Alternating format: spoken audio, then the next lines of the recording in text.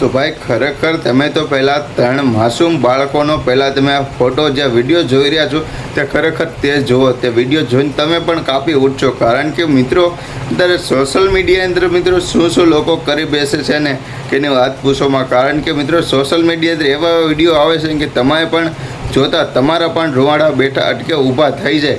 ખરેખર મિત્રો અત્યારે આ જોવો છો 3 માસૂમ બાળકો છે, એના મા બાપ એની જિંદગીની અંદર મોજશોખ કરવા માટે આ 3 બાળક થઈ ગયા અને હવે તે બાળકને મેકી અટકે બાજુના ગામમાં બાળકને મેકી અને ફરાર થઈ ગયા. મિત્રો ખરેખર આવું તો કદાચ કોઈક બીજા લોકો કરી શકે, એના મા બાપ સિવાયના અથવા કોઈક બીજા લોકો કરી શકે, પણ ખરેખર આ ખુદ આ છોકરાઓ જે છે 3 તેના મા બાપે ખુદ એને બીજા ગામના સીમાડે નદીના કાંઠે મિત્રો 3 છોકરાને મેકીને એના મા બાપ ફરાર થઈ ગયા. ખરેખર મિત્રો અત્યારે બધી જગ્યાએ જોવો છો કે અનાથ આશ્રમની અંદર ઘણા બધા લોકો નાના છોકરાની અને બધાની સેવા કરે છે, પણ અહીંયા તો મિત્રો તેના મા બાપ જ તેના જે છોકરા છે તેના મા બાપ જ તેની સેવા કરવા તૈયાર નથી. કારણ કે મિત્રો એમ કહી રહ્યા છે કે ખરેખર મારે તમારી સાથે લગ્ન કરી કે પતિ અને પત્ની બંને વાત કરે છે કે મેં તારી સાથે લગ્ન કરી અને મારી જિંદગી મેં બરબાદ કરી દીધી છે, કે મારી જિંદગીનું હવે કરવું શું,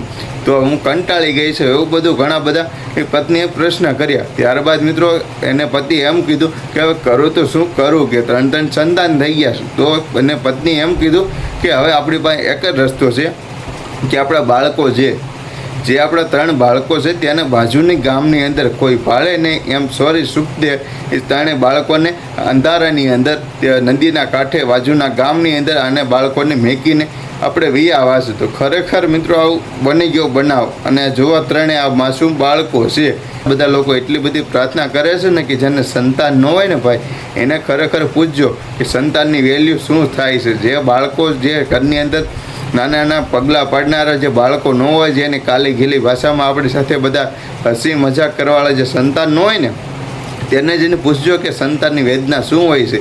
અને અહીં તો મિત્રો 3 સંતાન હોવા છતાં તેની ખુદની પોતાની લાઈફ જીવવા માટે અટકે તેની મોજ મસ્તી કરવા માટે તેના ખુદના સંતાન મિત્રો મેકી દે બાજુની ગામની એટલે કે તળાવના કાંઠે.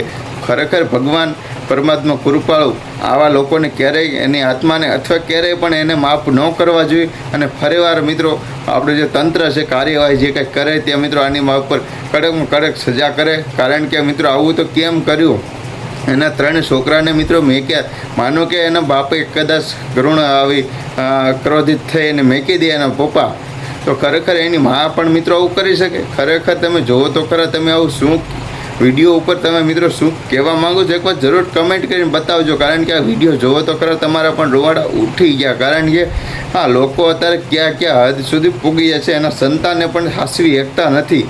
તો ખરેખર મિત્રો વિડીયો સારો લાગે તો લાઈક કરજો, ચેનલ પર નવા તો સબસ્ક્રાઈબ કરી દેજો.